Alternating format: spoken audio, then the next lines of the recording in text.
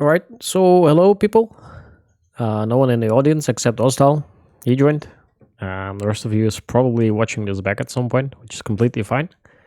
If you would have any questions related to what I'm talking about, my DMs are always open.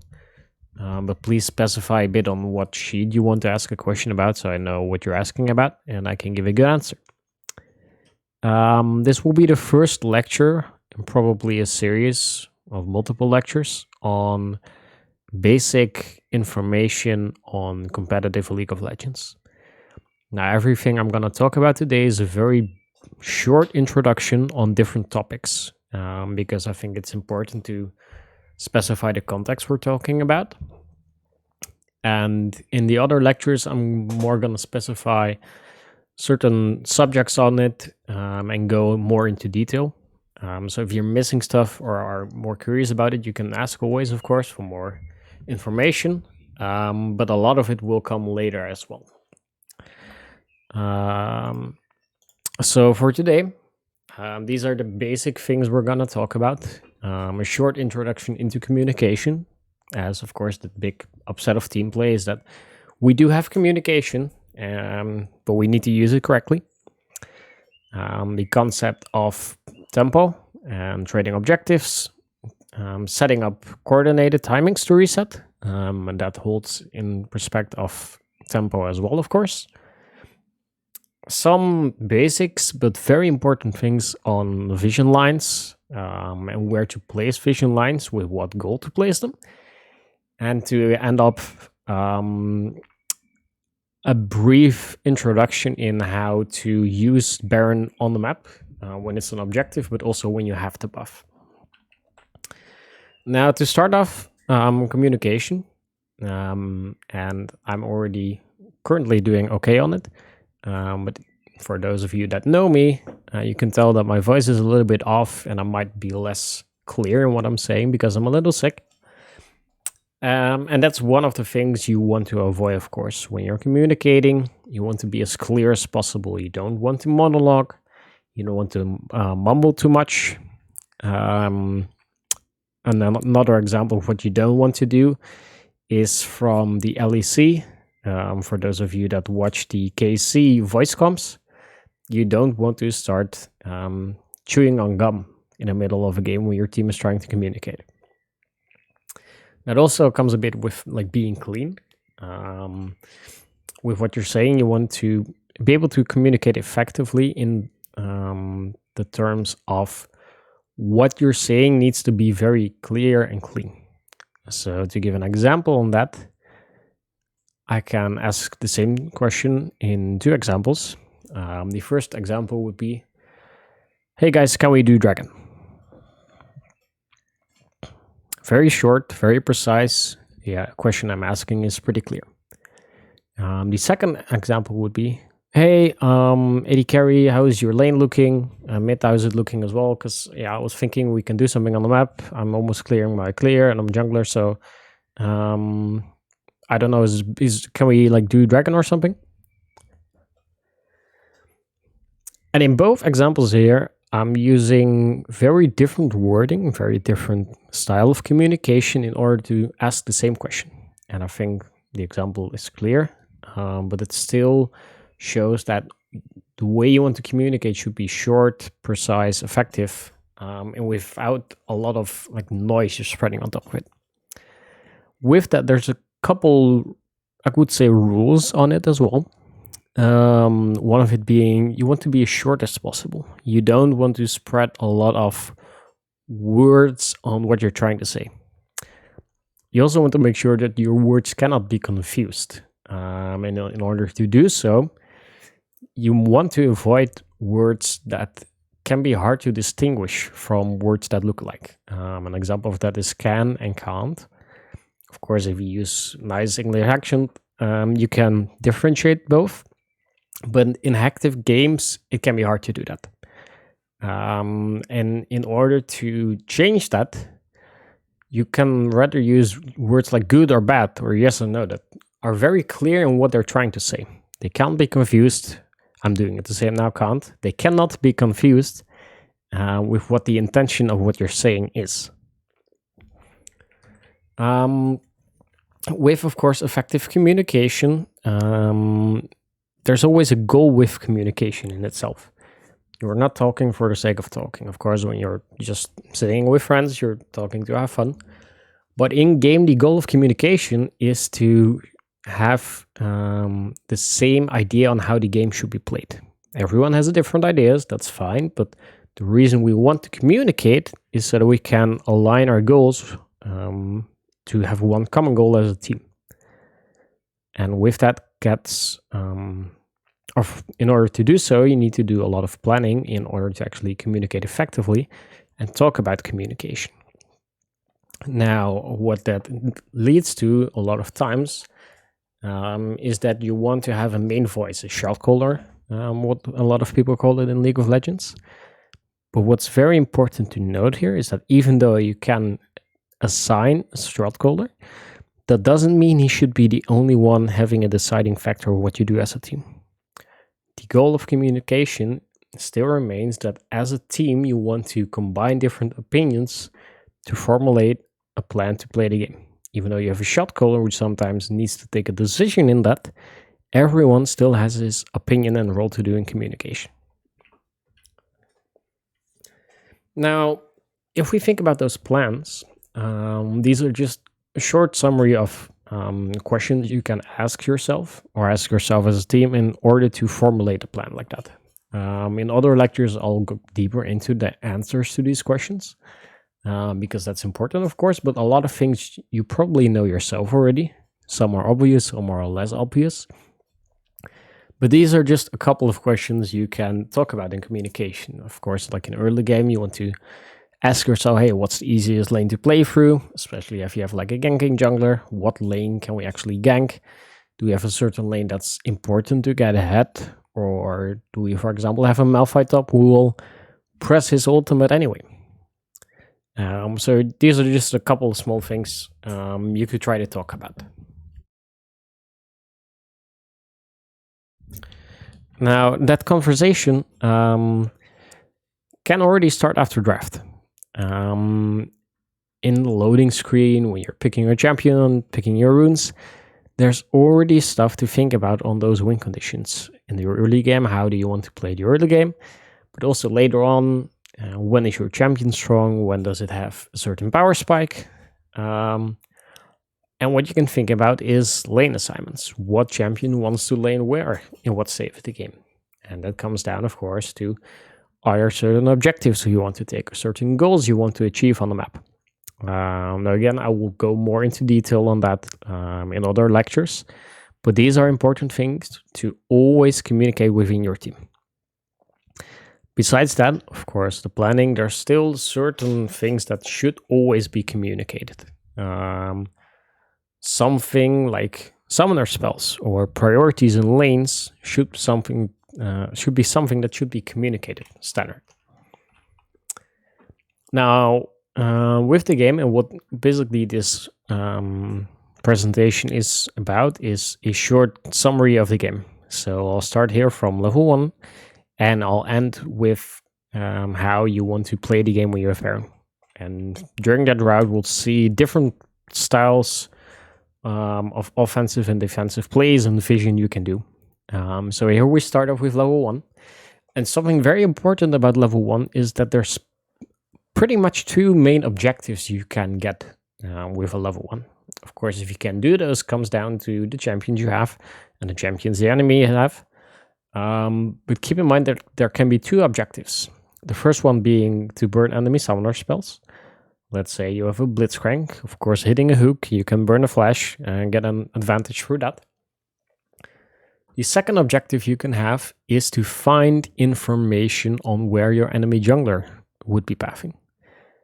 And what that does, of course, is in itself, it doesn't do anything because he will still path whatever he would like. But the information you're getting from it and the advantage in information you're having over the opponent helps you formulate a better plan. So keep in mind that the game starts at level 1, even in solo queue. The game starts at level 1 the moment you leave the fountain. And you can play for 2 different things. Now, with that, from level 1 into the early game, there's multiple things you can try to do. Of course, you can farm, you can gank, you can try to burn flashes, you can look for solo kills, a bunch of things to do. The most important thing to do about it is communicate it, no matter what you want to do. And the basic standards in communication about that is that, especially the communication between laners and a jungler, is that it's important to talk about the priorities. What lane has have push, what lane doesn't have push, because a lot of times your plan for the early game comes from those priorities. And now with that, a jungler should be talking about the path that he's doing. Ideally the first 2 clears, because before the first 2 clears are finished, there's not a lot of variance in the game. A lot of what happens in the game is already set in stone. So you can already plan out your pathing that you want to do and communicate it to your laners so that they can play the game according to the pathing. Now, what's important to keep in mind with that is, of course, the win conditions you want to achieve with that pathing and the priorities. Now, moving on from that, something that's very helpful in any part of the game, but especially the early game, is vision. And using vision to either play aggressively, or how you can call it, offensively, or more defensively. So that's something we'll touch on now. And that vision is something that doesn't just appear on the map. It would be cool if it would happen. If everyone starts with blue trinkets, you can place them down and they stay there for 90 seconds, but that's not the case. So in order to actually gain the vision, one of the things you want to try to do is resetting together. What resetting together allows you to do is that you move out on the map together after you reset. And let's say you want to move towards bot river together, which we'll see in a second. It allows you to move there together and actually defend vision that you're going to put down. Because if you just walk there, you put down a ward, but an enemy can clear it because you don't know if he has a numbers advantage on you, then your vision is pretty useless. Resetting together is something that takes planning though. Of course, an AD carry and a support can reset together a lot of times. But what you want to try to do is get your mid laner and your jungler involved in that as well. Make sure that everyone knows when they want to reset so that you can do it together. Now, a way of training that is understanding that in solo queue, of course, resetting is more difficult to synchronize. You don't have communication, everyone has different ideas on the games, and because you don't have a voice comes together, you're lacking that conversation to have on how you want to play the game. So if you're trying to play solo queue and think about resetting together, try to look at when your team wants to reset. As an individual in solo queue, it's easier to adapt to your team than it is for your team to adapt to you. Whereas if you're playing competitive, a lot of times you're gonna reset together with your AD carry because, of course, with the current meta, he is a lot of times kind of the boss of the team, the big man, big carry. So you want to make sure that he gets to play the game what's beneficial for him. Now, as I said already, controlling the river, what that needs is matching resets. It needs vision control, which we'll see soon. Excuse me. And what it needs is communication on your mid wave. A lot of river control and vision in the river comes down to how can we include our mid laner in that. And in that, mid laner needs to talk and needs to also ask for help if he wants push on the river, so that either a jungler or support can come and help him. Now, what you'll see in this presentation is a lot of these kind of figures as well, just so that you guys are aware. Wards from the blue team have like a blue kind of fog around them. The green wards are normal wards, and in a second you will also see the red or pink variants, which are pink wards, of course. Now, what's shown here is 4 vision lines, 2 for blue team and 2 for the red team, which are defensive vision lines. Now, what these vision lines do is provide a very defensive cover on one quadrant of your jungle. It doesn't necessarily stop enemies from walking in, but at least you would see if they walk in. Especially when you want to scale, you just want to have a chill early game, or you want to protect your jungler who just wants to farm. That's when you would take down a defensive vision line. Also, when you're behind in the game, and you just want to slow the game down, that's when you put it down. If you want to break the enemy's vision line, what you need to do a lot of times is bring a top laner or a jungler. Especially on bot side, what you'll see a lot is that there's vision contested on this push. And if blue team doesn't bring a jungler, well, then there's just an AD carry and a support trying to clear this ward or get vision on it, get a beneficial position. But if you don't have a jungler and you don't know where the enemy jungler is, it's a pretty useless mission to do because you don't have the numbers advantage to do it. Now, against a defensive vision line is, of course, a offensive vision line or strong side line. If we would go on the left figure first, this is what a traditional strong side vision line would show.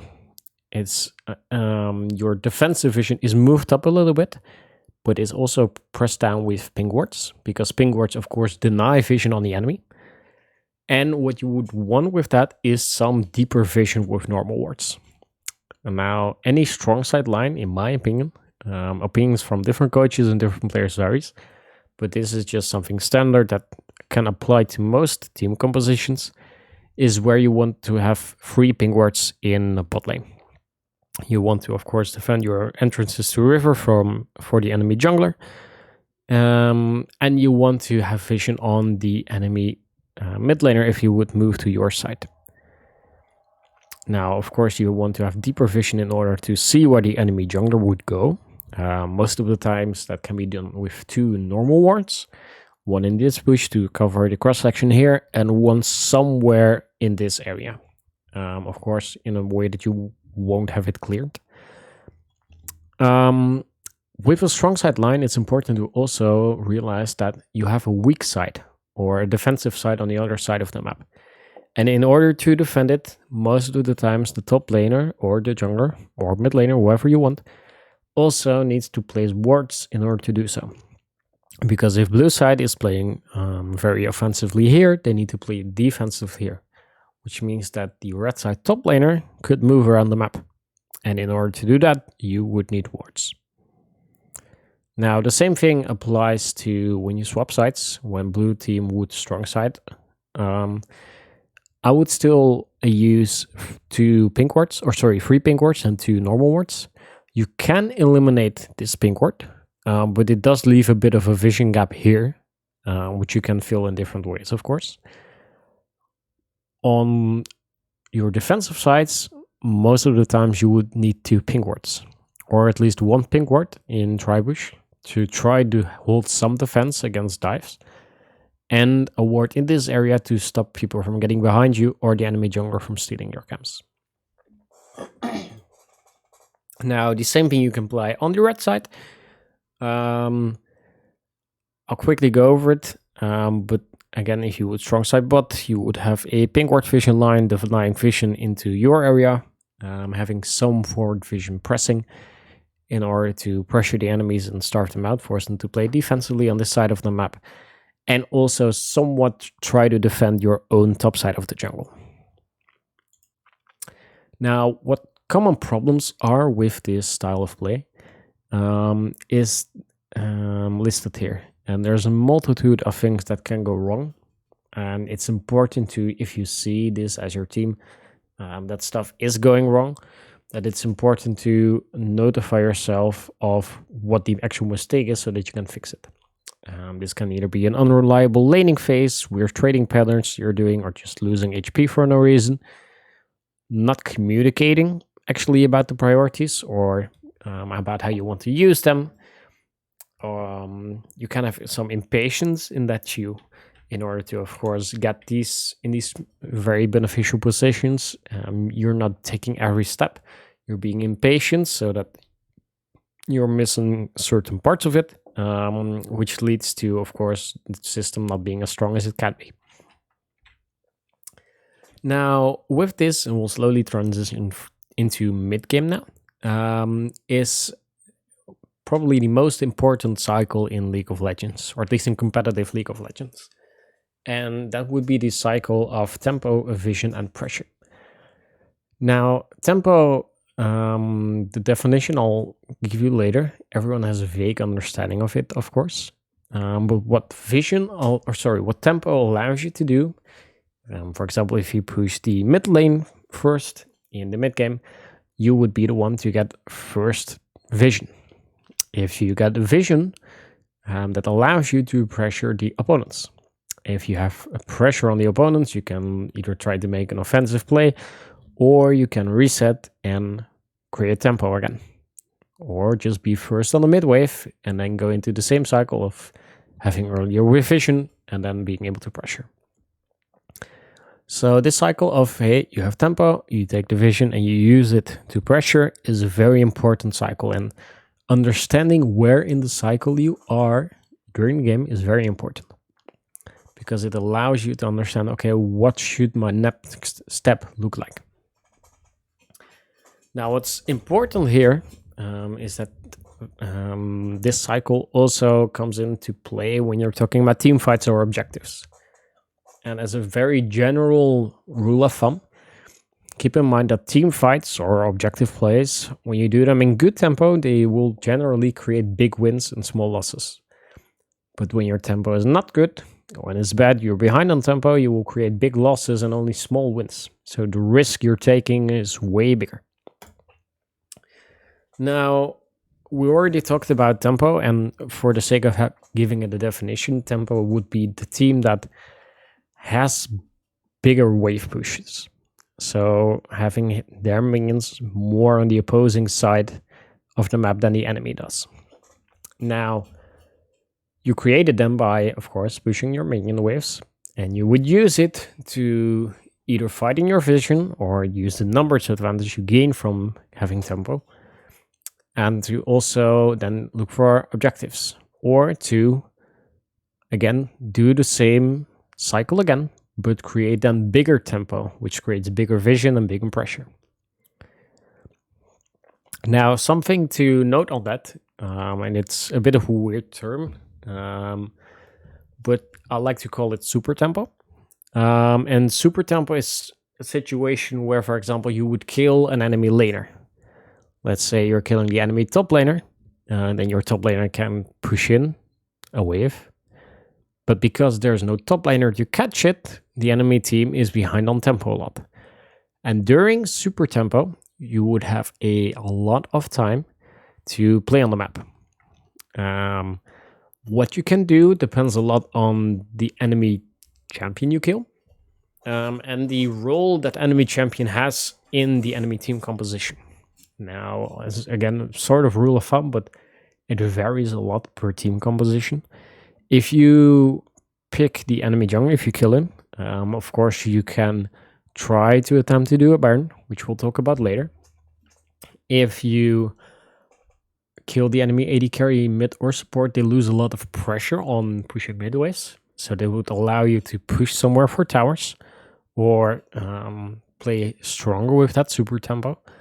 If you kill the enemy top laner, you have the chance to push your lane really deep and make people either move around the map and lose different objectives, or you will get the chance to push in on that tower.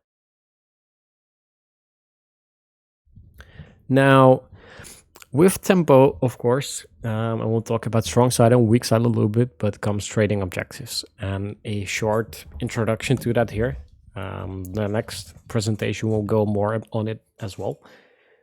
But trading objectives is a strategic decision that should happen. It shouldn't just happen because it happens, because we're bad placed on the map.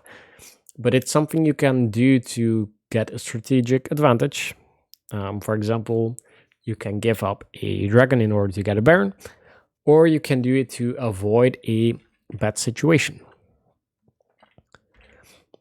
Now, something short on strong side and weak side.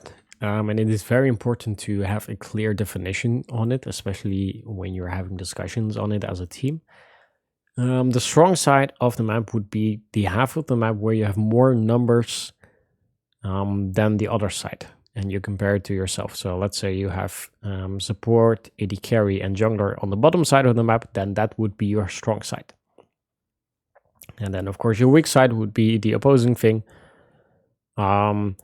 where you would have less than 3 members on that side of the map.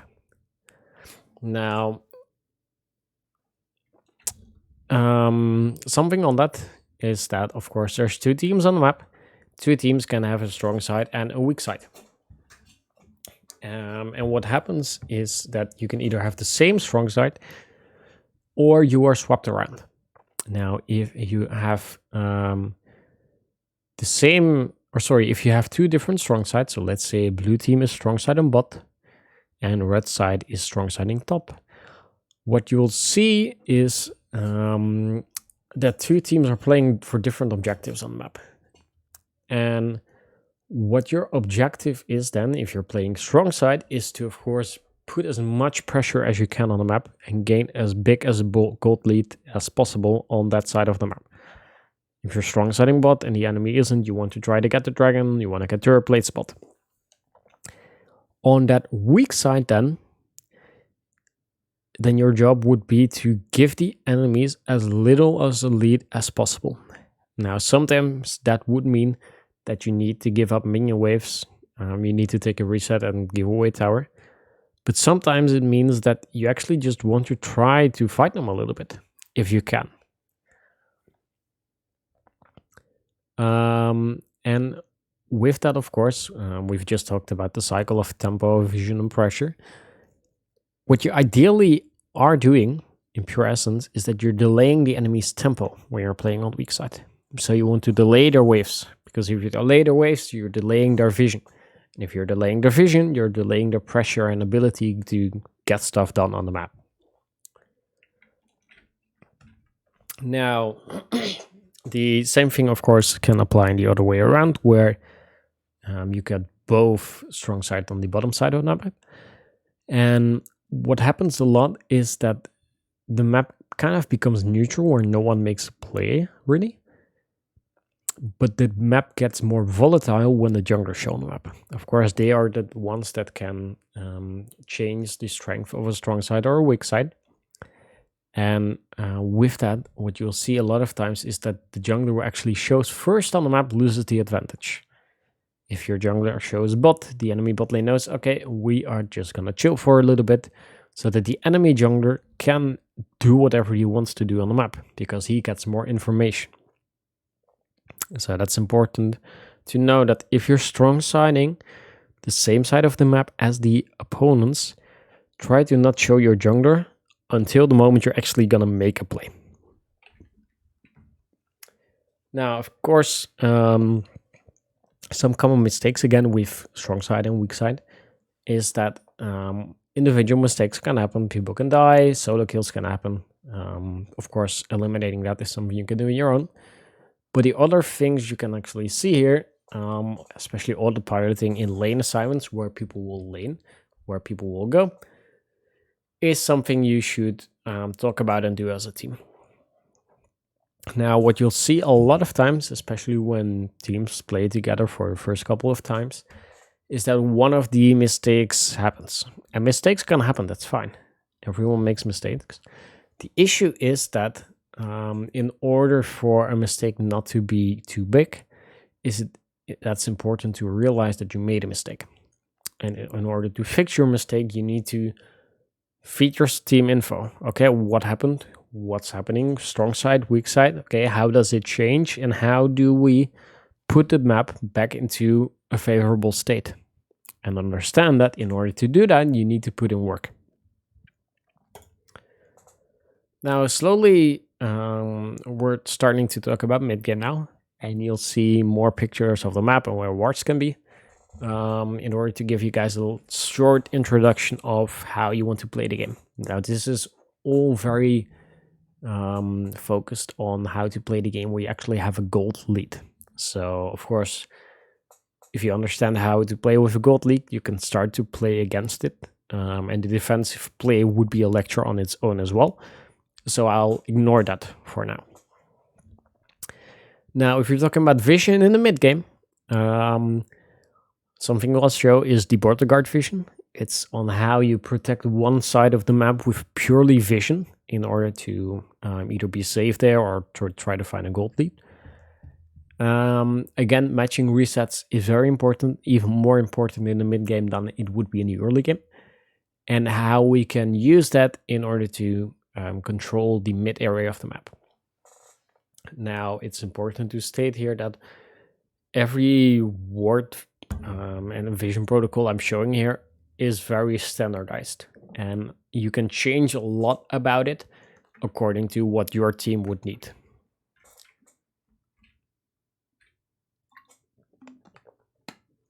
Now, this would be a first overview. Excuse me. Of a blue team having a gold lead. A blue team has a gold lead. Blue team is stronger to push on the map. And what they want to do is, in this situation, play with their mid laner, who's laning in top lane. In order to do so, what they would need to do is control this enemy quadrant of the jungle.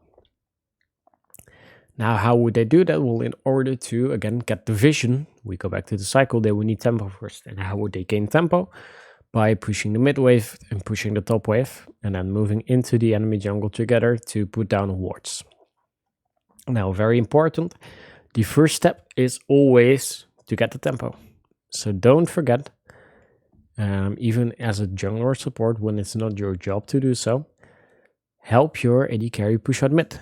Because if you help your AD carry push out mid, then your AD carry can come and help control the area. Now, the issue with it, of course, is that if you're equally strong as your opponents, you need to find a numbers advantage before you can actually ward. And what I'm trying to show here, and what I'll talk about, of course, is two ways you can use a numbers advantage to gain bodyguard vision. And it's a term I'll introduce here. It's a bit of my own term. But bodyguard vision is somewhat of a slightly offensive vision line, which gives safety on one of the side lanes and allows you to get tempo on that. Now, one of the things you can do for it is group together mid S4 and leave your top laner on an island. Most of the times, you want to do that when the enemy mid laner is top, so that you have a 4 versus 3 numbers advantage. You gain tempo on this wave, and then as a 4-man squad, you walk into the enemy jungler and put down some vision, deny some vision with pink wards to get some bodyguard vision and safety to get more tempo on the side. One of the other options you have, and I'm not saying these are the only two options, but this is just to help you guys out with some plays in your scrims, is that you would pull your top laner from the side lane and use him to come to mid. Of course, you still have a 3v3 numbers advantage, but if you have your mid and jungler in top lane, ideally you would still have a 5v4. And especially having your mid and jungler in top lane most of the times creates a 2v1, a situation where you would gain tempo over the opponent. With a top laner here, a lot of teams will tend to back off as well, because, well, if there's a top laner here, they're probably fighting. So which allows you to get the tempo here as well and then put in wards. Now, this left image would occur more if you would have a split pusher on your team. This right image would occur more if you have a tank top on your team, because there is a chance you are losing some minions here, and that's, of course, less an issue if you have a tank. Now, of course, the enemy will have defensive vision, and one of the ways you want to try to break it is to bring more numbers. So a lot of teams will struggle to actually find ways to break the enemy pink wards, which a lot of times are situated in these two bushes. But one of the things you can do is bring your top laner for it. Not necessarily to make a play, try to go for an objective, but purely to, as a start, break the opponent's vision. Because if you break the opponent's vision, they can pressure less, which again comes back to the cycle. They can gain less tempo, which means you gain more tempo, more vision, and more pressure on the map. Now, what's important here, and that's why I've drawn it like this, is that you don't want to group heroes 4. Because if you want to group heroes 4 and try to get vision on this bush, what will happen a lot of times is that one of you can get picked out, and because of the nature of the map, it's really difficult to fight your way forward through this choke point. So you cannot really get vision on it. But if you have a top laner sitting here, and your jungler is coming from this side, and your mid laner supporting from an angle, you have different ways to attack that choke point, and it's actually easier to get the vision in these bushes than it would be if you just group on the same spot. Now, what we'll transition to now is some Baron setup, and how to actually start a Baron and how to push lanes when you have a Baron. What I've shown here, and of course, the cycle of tempo, vision, and pressure is important here. But what I've shown here is what I think should be minimally vision on the map when you're attempting to do a Baron with success. So what you'll see a lot of times, and I've connected somewhat the people according to where they should place the pink ward in order to how they can protect it, is that on both sides you kind of want to have 4 pink wards. Of course, one in the pit to deny vision. The rest of your river control can be done with sweepers. You want to deny vision in this bush, ideally in this bush as well, because it slows the opponents a lot when they're trying to walk in. But since they're gonna clear this ward anyway, probably you want to have some normal vision to see where their approach is coming from. And what you'll see very little and is very underused is entering river from this bush. Now, important to note here, I've just shown everything with the standard Baron map, and that vision might change depending on how the Baron pit is actually shown on the map, of course. On red side, the same thing applies, is where you want to have vision denying enemies of walking in. But what's also very important to note here is that what a lot of teams on blue side will do when they're trying to enter is that they'll stay over here and place a ward over the wall. And now if you only have a pink ward in the Baron pit, as shown here, it wouldn't actually deny vision in this spot. So what's actually more effective is to have your pink ward close to this wall in order to deny wards that are placed over the wall.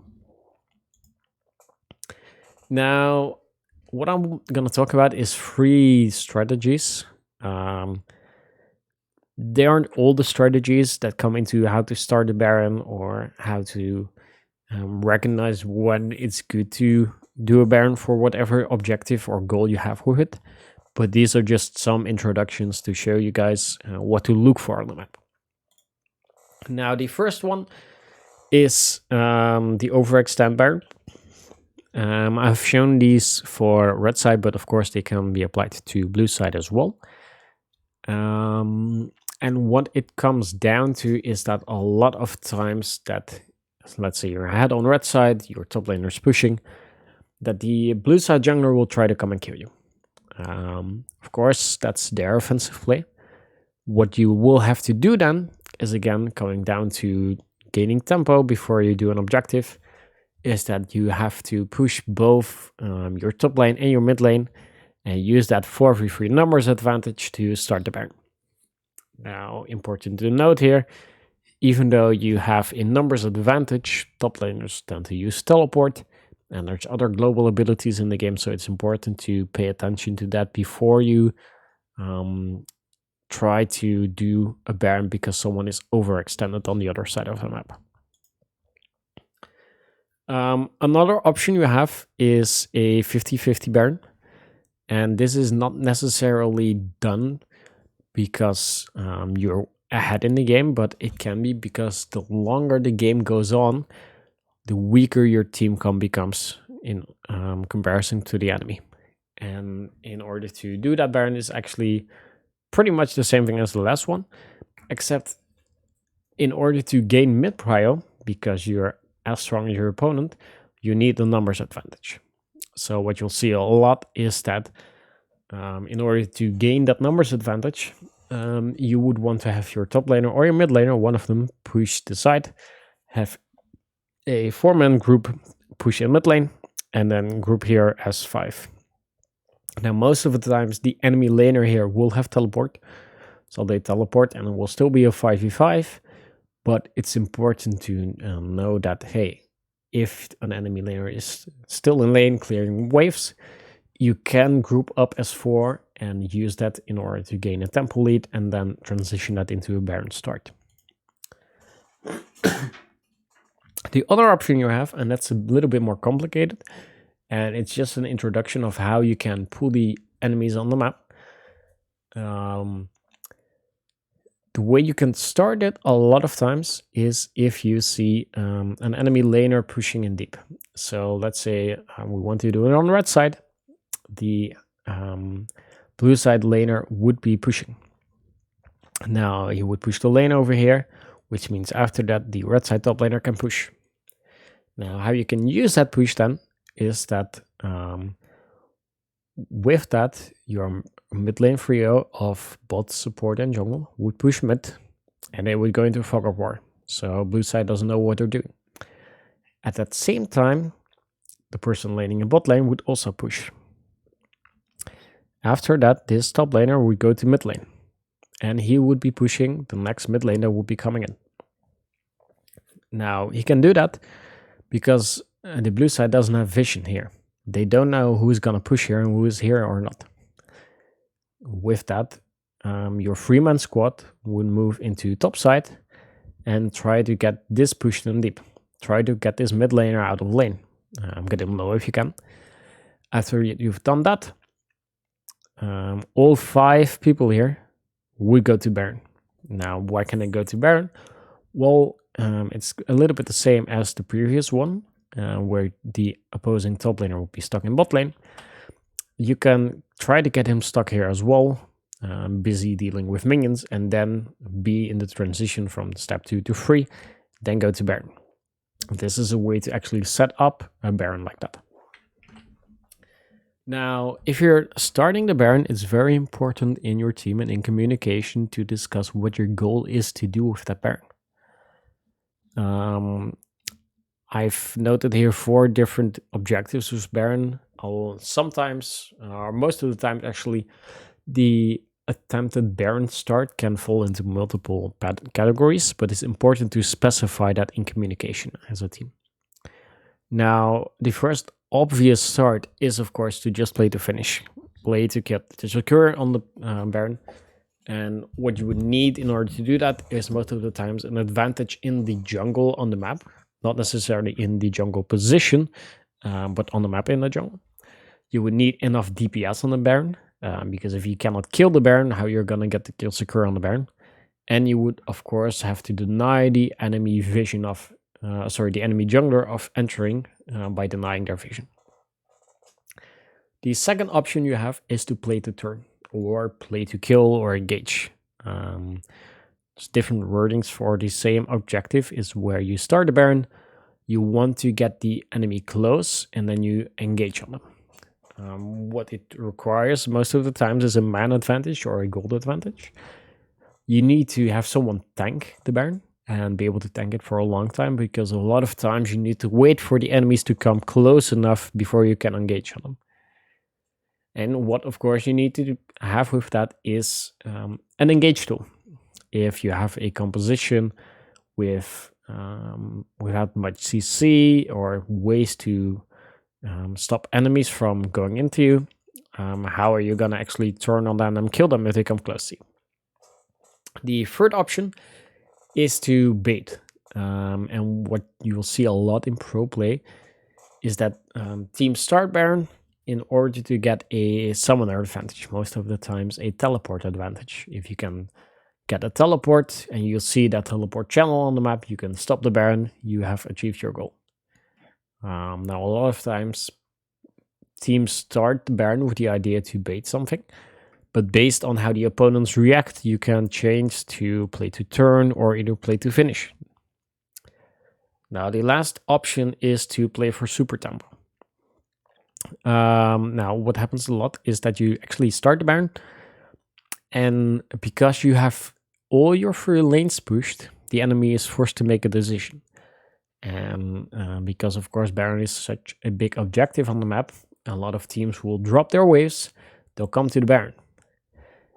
What you can do then is just stop the Baron. You've already achieved your goal. The enemies have messed up their tempo. You can back off from the Baron, take a reset together, and then suddenly you are way ahead on tempo on the map. Now, let's see if you've done Baron. Either there was a fire or not, that doesn't really matter in this situation, but you have achieved the Baron buff. And what is important then is, okay, what are we actually gonna do with Baron? One of the most important things is to actually start your game again with Baron. And in order to do so, try to reset together. I've said that in the early mid game as well, but it applies here again. The only way you can play Baron together is if you're on the map together. So avoid chain resets and avoid trading 1-for-1 kills because it makes your Baron play weaker. You want to try to, of course, get towers, which we'll see later. And one of the rule of thumbs with Baron is that you want to try to get towers more than dragons. Because when you're pushing on the map, you have Baron, you have a strong push. After you've pushed, you can always fall back to dragon to do it later. Or you can do it after your Baron time ran out. Now, if your enemy just got Baron, try to trade kills. Trade kills denies Baron buffs on the map, and try to find picks before enemy reaches tower. The moment they reach tower, they have a Baron buff to try to siege it, which means they will be stronger in sieging, and that situation is beneficial to them. Now, what I've shown here is what I would like to call the Baron trap. Let's say the blue team would have gotten Baron. What you'll see a lot of times is that this lane will be ignored, top lane will be ignored, there will be 4 people going in mid and 1 going into top. And because you just played on this side of the map, a lot of times the Crocs red buff and Raptors on this side of the map will be up. As the enemy team, you can identify that, hey, they will go on this side of the map and try to get their camps or try to secure vision on this side of the map. What the red team can do then is try to set up a trap here. Go into a Fnatic bush and wait for someone to fish tech. So very important to note, try to ignore this area as a blue team. You don't have anything to do here. Of course, there's camps to take, but sure, you can take the Raptors for 80 gold, or you can try to push towers and gain more gold for that. Same, of course, applies if red team gets a Baron. This side will be very dangerous for them because that's where the blue team can set up a trap. Now here is, and this will be slowly going towards the end of the presentation, but this is a short introduction again on how you can play with Baron and what lane assignments you can do in order to try to push towers with Baron. Now, when to do what and how to do it is something to talk about in a different lecture as well, because it can be very big and it comes down to the specifics of champions and the specific of team comps. But again, just a small introduction. The first one is the easiest to execute. And the way you would do it is by just grouping in a lane as 5 and using that numbers advantage to run down towers. Now, what you want to do in order to do so, and what you'll see a lot of time, is that the enemy team, and in this situation the blue team has Baron, and the enemy team groups mid and try to deny a push. And honestly, that's fine. You can give them their first push. But what you have to do in the meantime is have your solo laners, or whoever is the best on a side lane with her Baron, try to get that the slow push. Because the moment you have a slow push created here, let's start slow pushing. And the same goes here. Your top laner and mid laner can group in mid, and suddenly you are here mid as 5. That's why I'm saying you can let the red team here get the first push, because then you can start your slow push from here, and when you're slow pushing it, your side laners will come to join you and you can group as 5. Now then the enemy again has to make a decision. There was already a slow push here coming in, so are you gonna try to defend that? Or will you group here and try to defend the big 5-man push that's coming? The second option you have, and it's pretty common because a lot of times a top laner wants to side lane when they have a Baron, is when you have, as I said, a good side laner, not necessarily a tank. If you have a tank, most of the times you would default to this position, but you would want to have one slow push created on a side. Most of the times the mid laner would do that.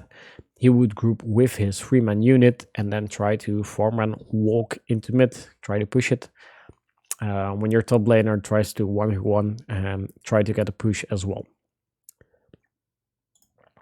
The last one, and it will be the most difficult, but it's pretty similar to finding the split push situation, and that's why I kept the image the same, is where you try to 1-3-1. It's the most difficult to execute, but it also has a very high reward if you execute it correctly. What you need for it though is most of the times either global ultimates or summoner spells in order to react to fights started by the opponent. You would also need actually 2 champions that are designed for a side lane. Let's say, I don't know, you have for some reason a Lulu mid. Well, that's not really the greatest side laner. But if you have a Yone mid, of course, he's great on the side lane. And what's important to have for your 3-man squad is disengage tools. If you cannot disengage a fight started on your core unit, then it's really difficult for them to push. All right. So short to summarize what I've talked about today. And again, if there's a question about it, feel free to DM me or hit me up for a conversation. Is some short basics on communication and standard rules for communication that can be helped. How to plan out your early game. This is something you can probably talk about later as well. How to control your river, set up your mid game, and of course what vision to use for that, and the understanding of how to actually gain that vision by resetting together, and sometimes pull a top laner or a support or even an AD carry over to gain that vision, and what we can use Baron for, in the essence of how to actually start Baron and how to use the Baron buff you gained. Next time, what I want to do is an introduction into the game state analysis. What we've talked about here as well is strong siding and weak siding today.